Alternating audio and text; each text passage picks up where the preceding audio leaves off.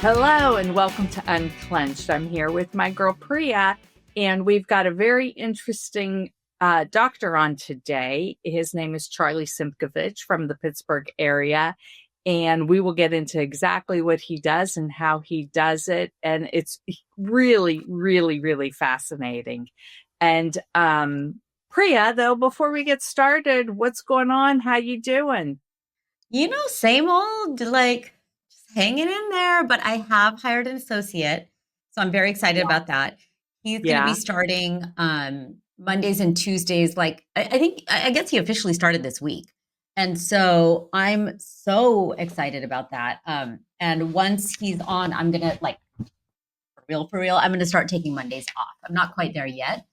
Yeah. But once I have a weekday off, I think that's just going to help my life and my schedule a lot. So I'm excited about that. What's new with you? Yeah.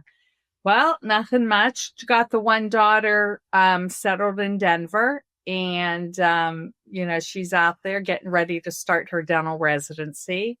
So real excited about that. And so everything went nice and smoothly.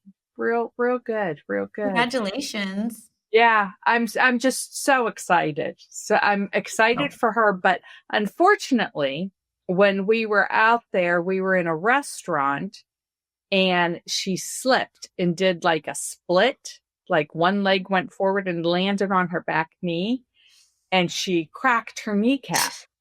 Ah, So she's in like a full leg brace. My baby's out there by herself and trying to manage, at least it's on her left leg, but sorry. she can't bend it right now. They just increased it to 10%. So, but she starts her residency in July 1. So hopefully she'll, recover a little bit more. Like, I don't know. Sure. And they wouldn't let me bring her home because they said she can get a blood clot on the plane. So Yeah, yeah. she's there. I'm here, and I call her all the time. Mom, what do you want? I'm fine. Okay. Yeah. Mm, But yeah. yeah. So you have any patients or anything that stand out to you this last couple months or Um, month? who has stood out to me? Yeah, yeah. Again, I keep talking about DTR, and it's just been amazing. We have a patient who he was just in so much pain, and he has two little kids. They're like 2 and 4, and he just wasn't even able to play with them at night or spend any time with them. All he could focus on was the pain. And so after one DTR session, I mean, he felt like 40 to 50% better. Mm-hmm. And then he had a little bit of rebound. Some of the pain came back, but not to the same level that it was Right. previously. So he just did his third DTR session, and I texted him this morning, and I'll read you exactly what he said. It's just so great doing this work and providing relief for these patients. It's so gratifying. He said, where is he? Where is this guy? Okay, he said, I said, how are you feeling? He said, better, some soreness as my jaw is figuring out the new adjustment, but the symptoms I was feeling are definitely improving. And I said, oh, good. And he said, I haven't had any nerve pain since I came in.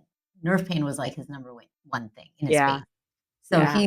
he's feeling a lot better. What about you? Is there a patient that sticks So, out to you? so funny you should mention that, because I had a patient in this week too, and it was a DTR candidate, but she came in. In fact, we just did a little testimonial, and I'll be putting it on my YouTube channel. But she couldn't touch her. She'd hold her lip out like this because when Oh, her lip touched her front teeth, she'd go into a lot of pain.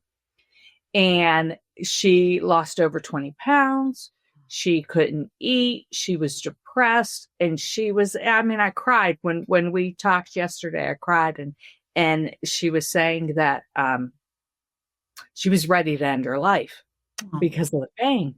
And she was saying that, she's like, okay, I just have to get until my daughter graduates. I want to yeah. see her graduate from high school and get her off to college, and then she could end things.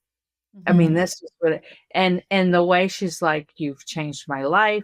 The pain is so minimal right now, but we've been doing some laser therapy with her too to decrease the inflammation. But the DTR again saved her life. I mean, it really Wow. did. So it's really, really, really, really amazing. Really But powerful. yeah. But one of the other doctors that I work with is Charlie Simkovich. So let's bring Charlie on now. There he is. Okay. This, Priya, is Dr. Charlie Simkovich. He went to school as a chiropractor, and got a degree and what have you, but is totally doing things so much differently and not so much chiropractic care. But he is my go-to when I have patients that come in with any kind of concussion symptom or a history of concussions, because Charlie will tell you they build on it, and he goes in and adjusts some bones of the head and the sphenoid bone. But Charlie, let's talk about that. So tell me exactly how you came to this kind of focus in your practice and how it all evolved. Yeah, so I my formal degree is in chiropractic, and I was practicing for about a year, and I like the field. I just didn't know if I could do that the rest of my life. It wasn't challenging me enough. So I actually had enrolled. I got accepted into a med school in California, and was going to do that. But then a friend of mine was involved in research on cranial bone movement and the effect it has on how your brain functions in Brooklyn. And he said, you need to come see what we're doing. It's pretty fascinating. And their first focus was for learning disabilities and dyslexia.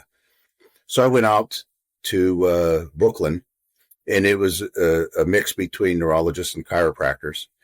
And they were in the process of identifying what these cranial faults were and really how they affected the brain. And the patient that I saw that week witnessed going through the treatment is what really turned me around. It was a Hasidic Jewish boy from Belgium who was 22 and never had spoken more than a 2-word sentence. And the third day, and mind you, the treatment was rudimentary compared to what it is now. But the third day, he had never been to America. In perfect English, he said, get me out of this room right now. I want to go to the hotel.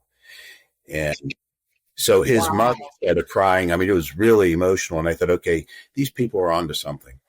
So after about 6 months, I went back to the team. There were 6 of us. And I just said, listen, we're really actually figuring out how to deal with concussions and traumatic brain injuries, because these cranial faults are causing everything we're seeing for learning problems. And so they kind of carved that out, and that was the direction I went. And we still work together. It took 7 years because there was really nothing out there about concussions, and there was no precedent. The best we had was we based it all on Dr. Syriac's, his theory, which is he's the father of orthopedic medicine. He basically said with any traumatic injury, the treatment must reach the source of the injury. And so we started looking at the source, and then we started looking at Dr. Donald Sutherland, who was an osteopath, who was the pioneer in looking at cranial type of injuries and adjusting. And we started looking at Dr. Ferrari, who was actually on the team out there, who was taking Dr. Sutherland's information and developing it, and then physical therapists and neurologists. So it was a real fusion of all the different specialties. And there was no precedent. So it was all trial and error. There was really nothing. I mean, when we started this, prevailing knowledge in the medical field was cranial bones don't move. Right. And I was thinking, well, if cranial bones don't move, how can orthodontists put expanders in the upper jaw and widen the jaw? Of course they move. So then a study came out in Michigan State University's Department of Physiology in the med school, where they actually quantified movement of the sagittal, the parietal suture in squirrels. And that's a very hard suture to move. So they quantified movement of the least movable suture in the skull. So and then we were off to the races. So that the team, we'd all get together and would throw the theories out, go back to our offices, and whatever worked, we kept. Whatever didn't work, we discarded. And eventually we came up with a system. And then I kind of took what I do. And Alex knows the treatment, the delivery is pretty intense. I do a lot of work with NHL alumni, and their neurosurgeon calls this bloodless surgery. So we look to the sphenoid bone, and the sphenoid bone is like Grand Central Station in the skull. All of the other cranial bones articulate with it. Your jaw muscles, like the internal and external pterygoid muscles, attach to it. So jaw motion can affect the sphenoid. Your eye muscles attach to it. So it affects tracking ability and kids' ability to read fluently. You have 3 cranial nerves that pass through the sphenoid, 3, 4, and 6, the oculomotor, trochlear, and abducens. So if this gets torqued, they can be stretched, which reduces their function. Your optic nerve passes through it. So vision is heavily impacted. And it houses the pituitary gland in the sella turcica, which is the master gland. And a lot of our findings, we use Dr. Madonna as our radiologist here in Pittsburgh, and we see empty sella a lot. And now we're finding hypothyroidism, irritable bowel syndrome. The hypothyroid attaches to the pituitary, which tells it what hormones to secrete, which is the reason why erectile dysfunction is so prevalent in retired NFL football players. Retired NFL football players are 5 times more likely to have ED compared to the general population. Then we add to that behind that's the pineal gland, which regulates serotonin secretion, which is what's amiss in PTSD, and it secretes melatonin, which is why sleep can be affected. So we've found a whole syndrome of health problems that can go away with stabilizing cranial bone movement. A lot of people say, well, are you putting my cranial bones back into place? No, the skull is dynamic. It's moving. It's not static. So we're restoring movement. So all of physiology of the CSF flow and blood flow and eye movement and jaws stabilize. Then you add to it that the glymphatic system, or the waste removal system of the brain, slows down when you've been hit in the head. And all this research was done by a medical doctor, Dr. Nettergaard. She's in Rochester, New York. She identified the glymphatic system. The CSF flows around the brain, grabs the waste that the neurons dump, which is a lot, and it pumps it into subarachnoid space, sends us through aquapore and 4 pores, where it goes back into the brain, and the brain then cleans the waste products, things you'd expect like carbon dioxide. It also cleans out tau proteins, which if that builds up causes CTE, or chronic traumatic encephalopathy, and beta amyloid proteins, which is what causes dementia. So Wow. Dr. Nettergaard did further studies where she determined that concussions shut off the glymphatic system. So that explains why a lot of my patients, when we start to treat, they sleep. They go into a deep sleep, which we know we kick them. I've had patients tell me after you've adjusted them that's like the best sleep they've had, or they sleep in your office or what have you. But what about whiplash? Whiplash, is that the same as concussion? Because a lot of my patients will say they were in a wreck and they had whiplash, but they didn't have a concussion. Yeah, well, let's look at what alters brain function and what I call concussion-like symptoms or alteration in brain function. First, you have blunt force, which is a concussion. Then you have a coup contra coup injury, which is whiplash. So your head is whipped real hard. Your brain actually bounces off the inside of the skull, then rebounds and hits the other side. That's sometimes more traumatic than blunt force. So you have that. Then there's a hematologist that did a study. He took blood from a population of patients that he defined as healthy, whatever his definition was. He got a baseline on what your blood looks like. Then he took blood from patients who had physical trauma, concussion, broken bone, stab wound, and they had whatever certain abnormalities in their blood. Then he took blood from a population of patients that had emotional trauma, like a death in the family or a divorce, and their blood looked just like the people who had the physical trauma. Wow. Then to take it one step further, I have a cousin that's an anesthesiologist. In fact, she went to WVU, and she was talking about this. Yeah. And then she's retired already, lucky thing. But anyway, she talked about chemical trauma. So people have all kind of chemical changes in their body, like menopause, hormonal problems, allergies. But she specifically talked about general anesthesia and anesthesias. She said, think about it, Charlie. Somebody has open heart surgery, your chest is cracked open and you don't feel it. That's very traumatic to the brain. So we have those 4 scenarios where we do a lot of work. I get a lot of people post-surgery or chemo then it's affect their brain. So that we call that chemical trauma. And a lot of times you can stabilize that by helping the brain wash with the lymphatic system and blood flow, stabilizing blood flow. So how do people, or how do doctors, because a lot of people don't even know you exist. Like, are there a lot of trained professionals like you with adjusting the bones of the head and the sphenoid, and how does somebody go about getting that kind of training? That's my question too is, who like you is near me? That's a problem. That's a problem we're trying to address. I developed this to the point that it is now. And the reason it got to this point is I had a lot of people from out of state saying, listen, I can't, because before that, our patients, it might take 2-3 months, and people don't have that time. So we had a professional boxer.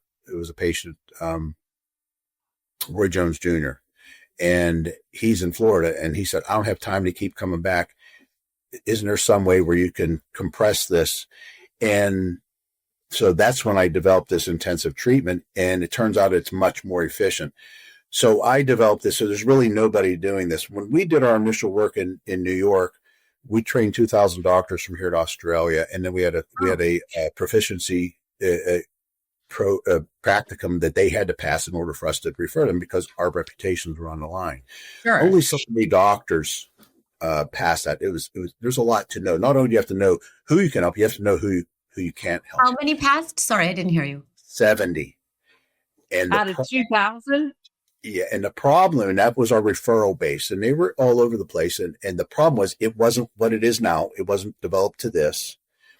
And unfortunately, a lot of doctors think they know better, and they go out and they start bastardizing the technique, and Right. It wasn't done properly, and people weren't getting results. Plus, it hadn't been fleshed out to the point of what it is now. None of them, they know nothing about the intensive treatment protocol. And a lot of them, this was years ago, late 80s, early 90s. So people are dead. So our challenge is we want to start training people, but how do we go about that? My wife, and you know her, Alex, she's got her MBA from Duquesne. She's a business person. She used to be pretty high up with Westinghouse Air Brake. They manufacture locomotives. So she partnered with a guy named Dan Akers in Texas. Dan was an international businessman. His father was Fred Akers. He coached the University of Texas football team. He coached Earl Campbell, if you remember him. Yeah. So Dan was a businessman. Well, Dan's son, Hunter, had so many concussions, he was on suicide watch. Couldn't read, anything. So they flew here to Texas. And long story short, Hunter's doing great. So Dan started working with my wife to say, listen, his idea was to start a residency program, start training. He wanted to do it through the University of Texas.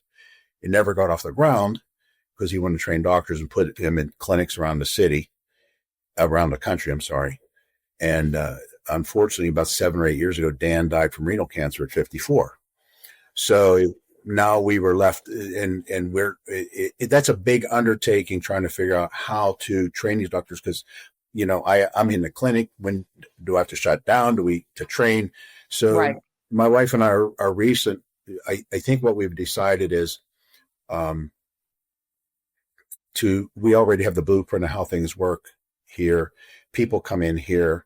So we're going to add doctors here and have them work under me. So we make sure everything is done the way it should. Then we can start spreading them around the country. Because people, last week we had somebody from Australia and Peru here. So they come in already. So we have the blueprint of how to do it. Yeah. We had a lot of people we've had people from Washington State, British Columbia. Yeah. So. Well, some of my patients, because one of the things that I love about you is that I've sent you patients, and sometimes you're like, yeah, you're not a candidate for my treatment. Like, it's not like everybody that goes there is able to, or you don't think they're going to benefit from what you can. And I appreciate that, and they appreciate that. But what is it that you are looking at when you say, you're not for me? Well, the whole picture, usually there's some kind of studies, either CT or MRI. We need to rule out any kind of pathology. You look at the history, you look at the age, the type of injury that they had. There's certain places of the skull are more susceptible to bigger injuries, like the temporal bones. They slide up and down on the parietals. They look like a fan. There's not a lot stopping that. So injuries to this area are usually more severe. Your jaw, you ever see, your jaw when it gets moving and those pterygoid muscles, they can really tug at the sphenoid. You've seen a boxing match where somebody's hitting the jaw real hard and they drop like they chop. So there's certain areas, we're more vulnerable and more susceptible. Age is a factor. And then the exam tells me I examine the pterygoid processes of the sphenoid, the greater wings, the parietal bones. A lot of times I see edema in the parietal suture. So then you piece it all together. And then the history, like I had a lady, she said one thing that was a real red flag. And so I walked her back down a path of questions. When she said that, I actually put her in a cab and sent her to AGH. She was in brain surgery. In an hour, she had 4 aneurysms they were tying off. So she said that one thing that you knew was a problem. Then I had another guy, by what he said, I knew he had he probably had likelihood of a tumor by the way he was describing the pain. I sent him to Frank. He had astrocytoma and he had brain surgery. So the good thing is with this, you can find out what you can't help and then usually make the proper referral. Like I've examined people and send them to you and don't touch them. Right.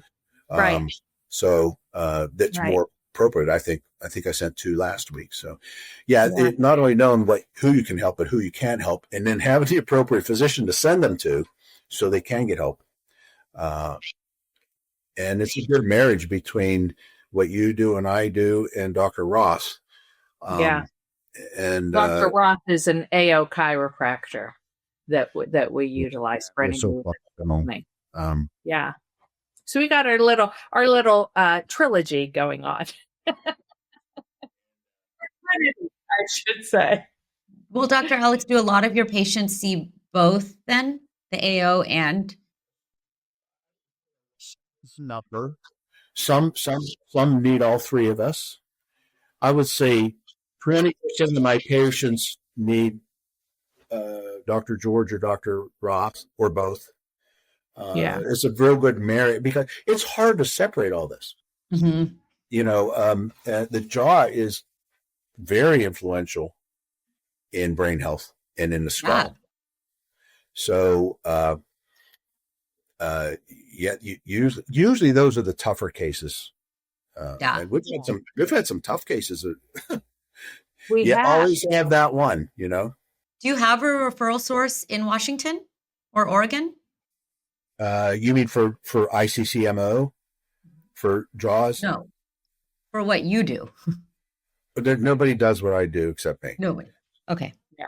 So that's why that's our next order of business is training doctors and getting them out there. Sure. Okay, got it. I don't know. My wife, we know we're going to have some here. Then we're thinking about putting them in different orthopedic groups around the country. That's right. Well, I guess I was wondering, like, if those 70 people that passed the test, if any of them are in my area, but never mind. No, most of them are retired or dead. I was very young at that time. I mean, that's the blunt answer. I was the young person. Even the people that were close to my age, like there was a practitioner from Missouri named Diana Franklin, and I hadn't heard from her in 2 years. I Googled her. Here she passed away, and she's not that old. So, unfortunately, the attrition rate has been depressing. Yeah. Because a lot of them aren't around anymore. Sure. So, with like Priya, we had a patient we were talking about before you came on, and she has been to me, to Dr. Simkovich and Kathy Roth. And the thing is, when I see my patients, like people will say my jaw pain is good, but my neck is still bothering me or my shoulders. And like, I don't just stop at the jaw. I'm like, well, okay, let's figure it out. So then I try to hook them up with, either PT or one Charlie or Kathy, because, I just feel like I got to complete the circle. I mean, I know in dental school, we're just trained right here, but how can you just stay right here when there's a body attached to it? Right. a lot of people with like, brain fog and if we get rid of a lot of their stuff, and I'd say a majority of the patients I'm it and it's good, but then I might have 30% of my patients that when we dig or they have a hip off or, Mhm. I'm always referring to someone. Everyone has a hip off, girl. Everyone. Seems like. So Yeah. it's like I want to help them as much as I can. So that's why I keep trying to find out who else I can put in my back pocket. And Charlie better get his butt going and get someone to trained because come on, Charlie. Come on. We actually have a doctor in Australia that wants to work. Australia's not here. Well, no, he's going to move here. We got one in northern Michigan, and they'll move here. They'll train under me, and we need more space here. You've been in my office. We don't have enough exam rooms. And the reason, Priya, I don't know if you understand the reason a lot of people can come from all over is the longest my treatment plans are. The longest is 5 days, so they don't have to be here long. Most people are 3 to 5 days, and they're done. Wow. That's why they can come in from everywhere because it's not protracted. It's not forever. Oh, wow. And my question for you, I guess, is I've been a little bit trained in like craniosacral and with the Unclenched courses, they always talk about 5 grams of pressure. It's very, very light. Is yours similar to that? Is it more? Is it less? Is it totally different? Like not at all. Okay. Not at all. Yeah. I have had years ago, Dr. Upledger's passed, and he would send me a lot of patients that he was struggling with. Okay. So yeah, this is not at all like craniosacral. It's not 5 pounds of pressure. Yeah. Okay.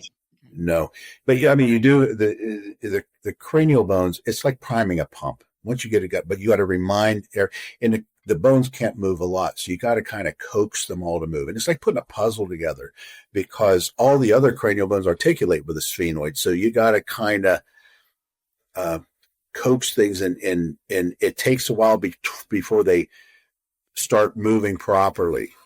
It's not like putting the paddles on a heart during a heart attack. You do that and the heart starts beating. I wish it was that easy, but it's just a little different. And I mean, you stimulate the pituitary because it's in the way. It sits right in the cella turcica, so you can't help it. I mean, I have several women. I warn them. I say, listen, you probably can kick on your pituitary and hypothalamus. I'm going to change the time you have your menstrual cycle. Some skip one, some have an extra one. A lot of them get pregnant that weren't planning on it.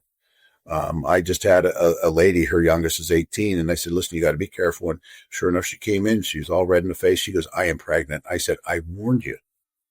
And so now she has a baby. Do you teach this to dentists? I've been consulting a lot with different doctors, Dr. Mohammed Haddadzadeh, who's the researcher. And when I do talk to the neurosurgeon that I've spoken with, who actually brought me on the NHL alumni, is Dr. Amin Kassam. He's the surgeon who's pioneered the surgery where he removes brain tumors through your nose so they don't have to split your head open. And he said, we want a doctor. We want either a dentist, a chiropractor, an osteopath, a medical doctor, or a physical therapist. He likes dentists, physical therapists, and osteopaths because he said they're a broader based training. Dentists are already well versed in head and neck anatomy, and they're used to using their hands. He said chiropractors and medical doctors get real stuck in their specialty and kind of hard headed and less flexible. He said I don't think dentists are flexible at all, but okay. Yeah, they're not. He really likes osteopaths and physical therapists because their training is so broad based. Yeah. And well, with that being said, though, because once you do this, I would love to learn it. I want to learn. It would Will take my license let me do it? It would take your whole practice. It would be all you do because the demand there's such a huge demand. And there's really, like Dr. Dr. Haddadzadeh, he told me, he said, once everybody figures out that this is out there, this is for concussions, he said, it's all anybody will do for concussions.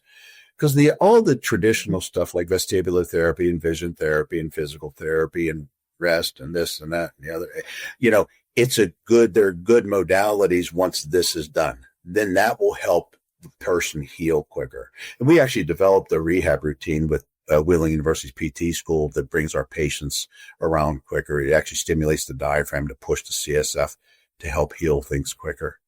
And it's very measured so somebody can't overdo it. So once I'm done with them, then they get this rehab routine. And most of my patients, they'll resolve. There's such a thing as damage. Some cases you have to manage. I have a girl from North Carolina. She was 15. She was running cross country and a tree branch hit her in the head. Pituitary failure. She lost weight, severe headaches, 60-second memory. For 4 years, she thought she was 15. Couldn't remember anything past 60 seconds. And she was on Dr. Oz being interviewed because she couldn't remember anything. And one of my patients from here, whose daughter had the same thing, saw her. He's a pastor up here, and his wife called this lady. Anyway, she came here, and she's 22. She's everything. She's totally fine. They actually did a documentary on her called Caitlin Can Remember, on how she came here, and she's doing well. The point is, though, I still see her once a quarter because she sustained a lot of damage. So, some people you have to manage their case still. I have a fellow. When you see her once a quarter, do you have to do the same 5-day intensive? Usually it's 2 or 3. Usually it's less. It's less, yeah. Yeah, she got her degree, her driver's license. I mean, her mother said it was hard because she went from 15 to 21 in like 10 months. And she now had a young lady as a daughter. She was used to dealing with a 15-year-old. She wanted to date. Sure. Yeah. She's now, I think, a nurse. She got her degree. Yeah. Well, another case from Florida. We had a fellow getting his hours flying, and he was in Daytona Beach, and he took off in his plane, and 400 feet in the air, the engine quit, and the plane went down. Lost his right leg from the knee down. His head was split open to the brain. I have a picture of the head. The ER doctor took a picture in case he lived. Wow. Anyway, when he was in a drug-induced coma for 9 months. Wow. He came out of it, and they flew him here. He's now running a multi-million-dollar corporation, oil company. So, but him, I only see twice a year. You would think he would need to be here all the time. Yeah, sure. Sure. How can people find you? Are you on social media? Is it just a website? I want to put this out. We're all over social media. If you just type in Charles Simkovich,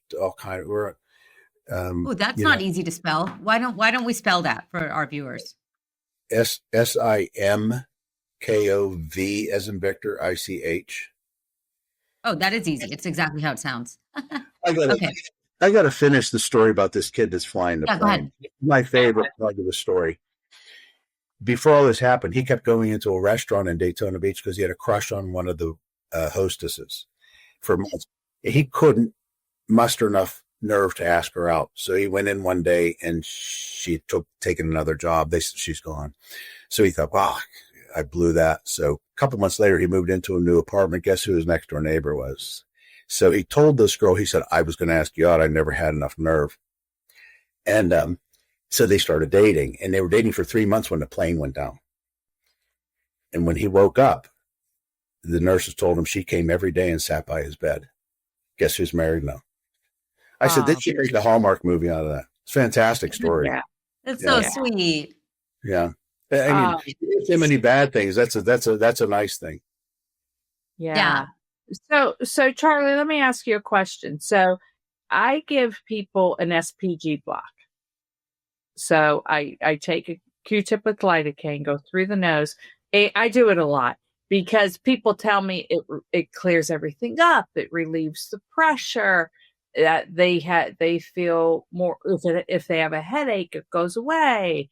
Do you do anything like that, or is it all bone manipulation that does it for you? It's all manual. It's all manual. Yeah.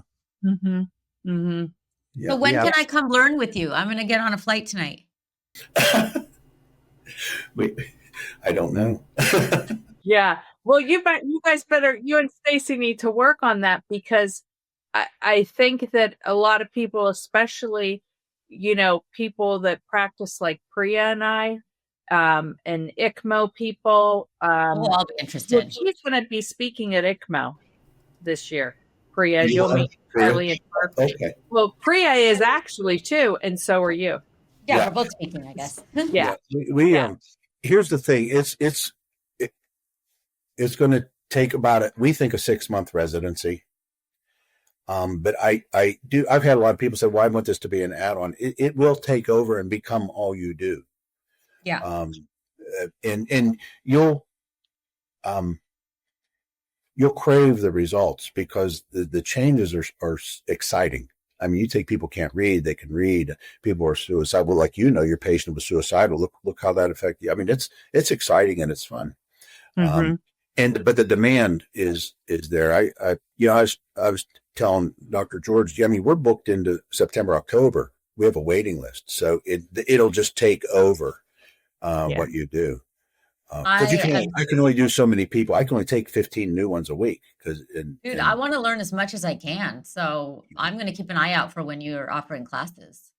A lot of our classes, or, when we get fellowships and things like that, they're like snippets, like, 3 weekends and then another 3. So we can still work our practices, but then we're learning on the side. Have you thought about anything like that, like to do every weekend for a year or something like that? Yeah, so that we've tried that in the past, and it just was there's just too much information, and the flow doesn't continue. Yeah, and you got to relearn anatomy and physiology, and then the application, and then all the things and how it applies. Then you got to go over case by case what to look for. Like, for instance, if somebody has a very prominent palatine raphe, they're going to be harder because structurally they're a little bit tougher. You can't get to the pterygoid processes.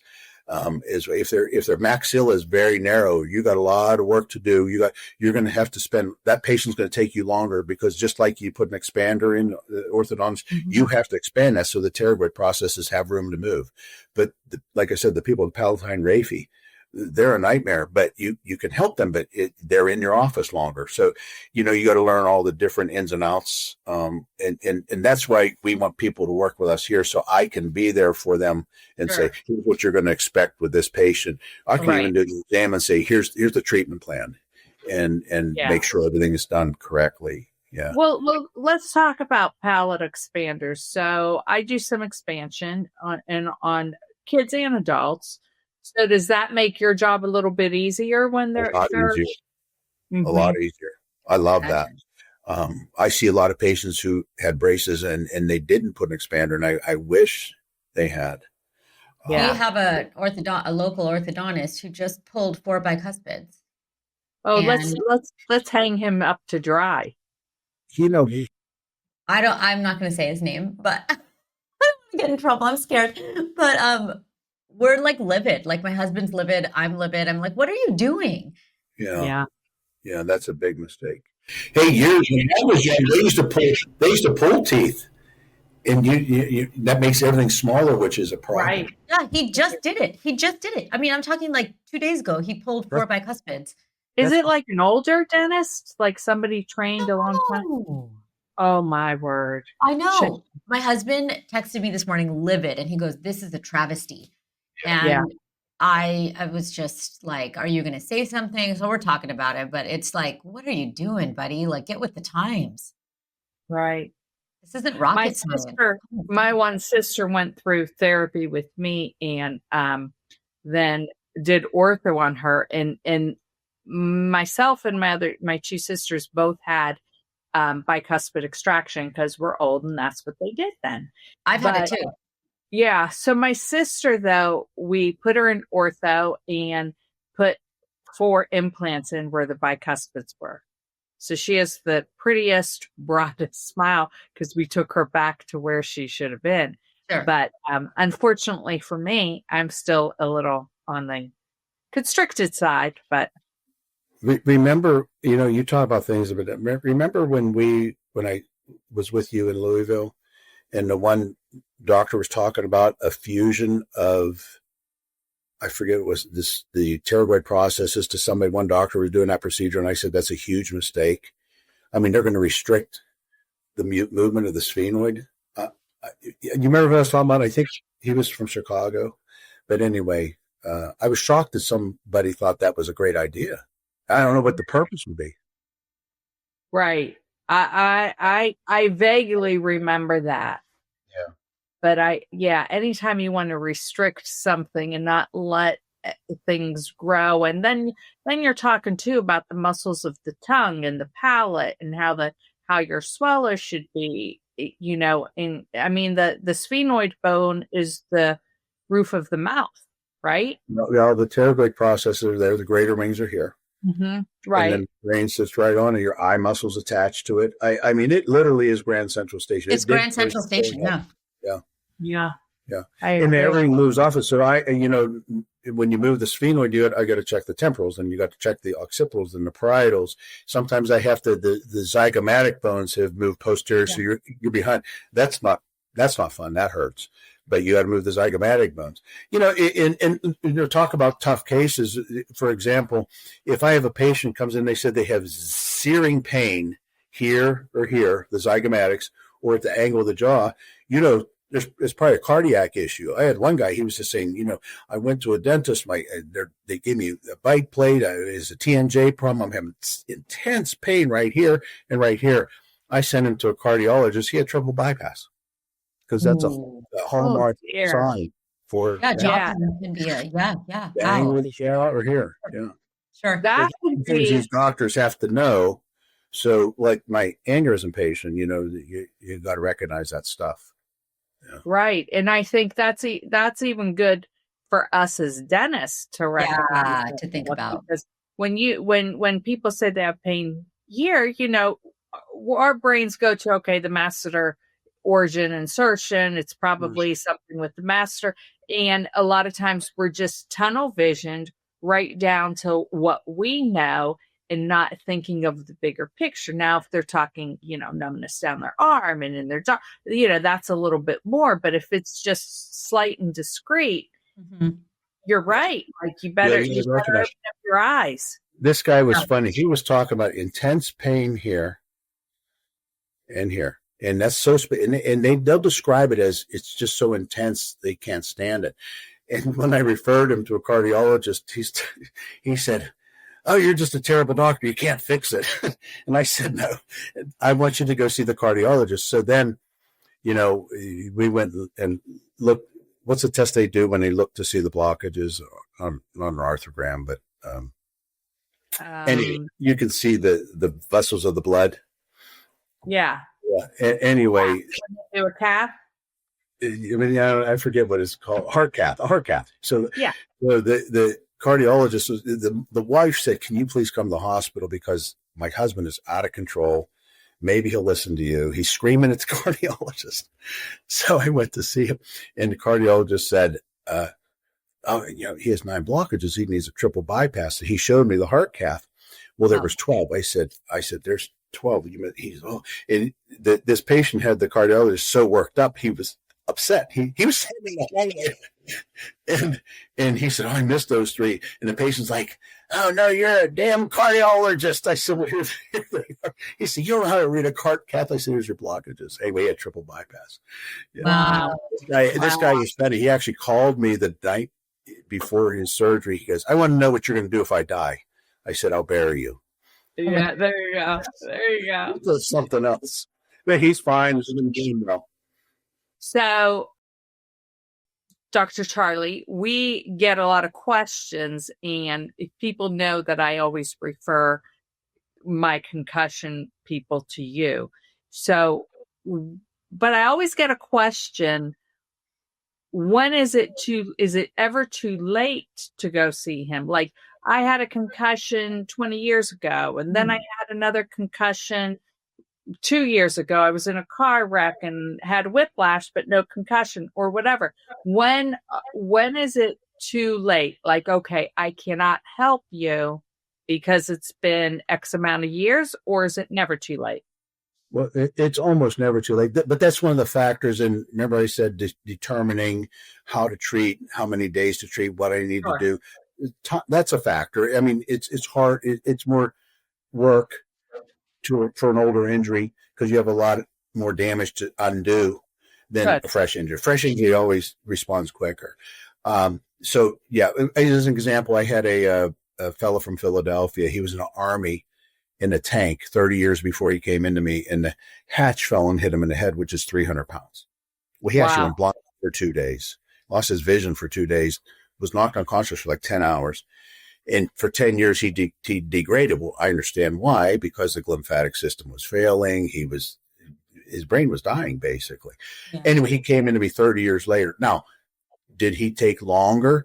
Yes. It took me 1.5 years to resolve him. But he said the only thing that helped him. So he came back about every 8 to 10 weeks, and I would do another set of treatments for him. He took a total of maybe 6 or 7 intensive treatments, but it's been 8 years. I haven't had to see him. He's doing great. He's an engineer and thriving. And in fact, I think he's a testimonial on my website, Scott Edgell. He wrote it. There's a picture, him and I together. But yeah, his injury was 30 years before he came in. And Elizabeth from North Carolina, she was 4 years before she found me. Yeah. Oh, wow. That's amazing.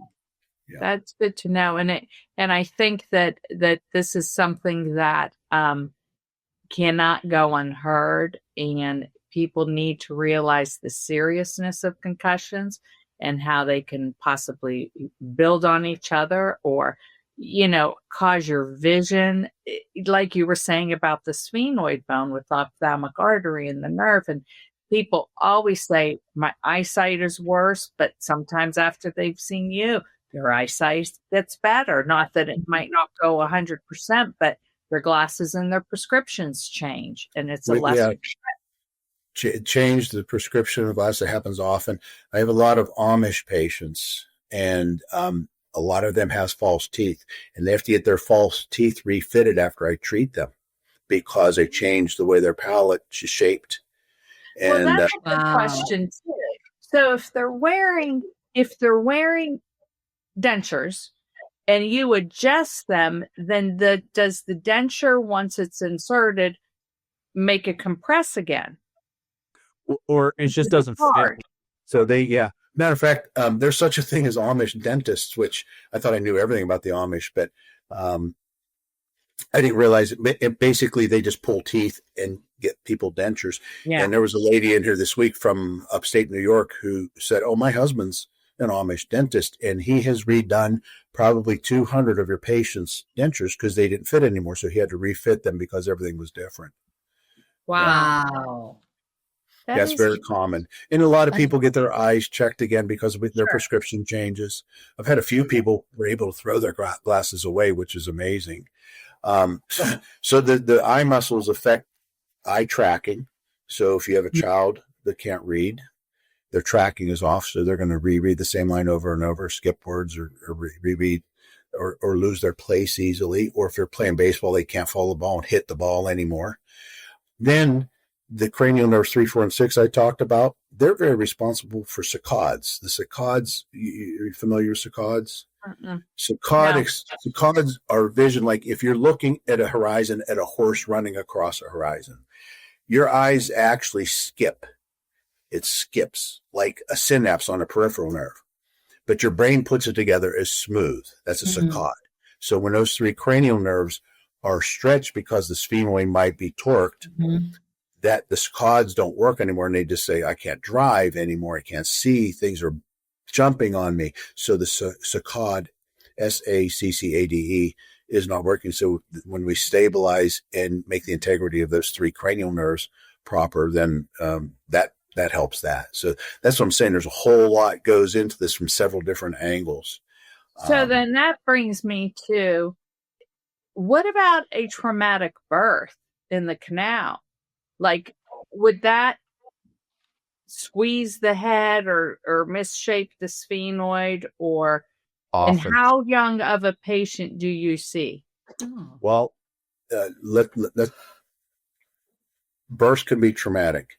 The Amish community north of here in New Wilmington, almost all the women, when they have babies, bring their babies in for a well baby check just to make sure they're okay. Wow. So the baby has to come through the birth canal. There's molding of the cranial bones over top of each other. When it comes through the canal, they pop into place. Hopefully that goes well. Usually it does. That also stimulates the pituitary to kick on, which is why a C-section birth doesn't do that. And then you have a planned C-section versus a emergency C-section. Emergency C-section, they get the baby out real quick. So there's a rapid decompression. So there's almost like an inside out, an internal cranial injury, because the CSF rushes to the cranial bone, cranial fault, and you have trauma there. As far as age, I'll give you an example. My wife walked into the office one day and there was an Amish lady holding a baby. And she said, "Oh, when was the baby born?" And the Amish lady said, 3 hours ago. And what happened was it was born at Jameson Hospital up the road. The baby's head was banana shaped. It was a traumatic birth. And the OB-GYN said to this Amish lady, "Get that baby down there right away." She left the hospital and came down here. What? Yeah. Wow. Yeah. 3 hours. Kudos to that mom. All these Amish women, they put those babies on a table and, babies cry, and they're like, "Do whatever you got to do." Yeah, they're tough. Right. They're tough. Yeah. Woo, I am not. Is there no more banana head baby? Yeah, he or she, I don't remember if it was a boy or girl, it took one day. Yeah. Sure. I wish I had brought my baby to you. She had a rough go of it, but Wow. Oh, I see tons of birth trauma. The good thing about them is, like I said, babies, we don't have to do an extended any kind of treatment. They usually respond immediately. Okay, so then that makes me think, how these babies now wear those like kind of helmets to shake their skull? Sometimes it's necessary. In severe cases, that's still necessary. I had Amish baby had craniosynostosis where the sutures were fused and the head was growing this way and straight backward. This was all fused. So this parents brought this baby in. I said, "Go to Children's Hospital. She's got craniosynostosis. She's going to need surgery." So they went down there. Well, they didn't want to take the neurosurgeon's word for it. They said, "We're going to check," because they agreed with me. They brought the baby back here, and I said, "Everything that doctor said this baby needs is going to die if you don't get the surgery." So, that took care of that. But they trust. I mean, Amish people think I can cure hangnails, So, but it's a compliment, Sure, it sure is. Yeah, but that surgery was necessary, Yeah. So. Yeah. Wow. Sometimes it is. All right, Charlie. Thank you so much, Priya. Thank you for having me on. I appreciate it. Yes, Yeah. thank you.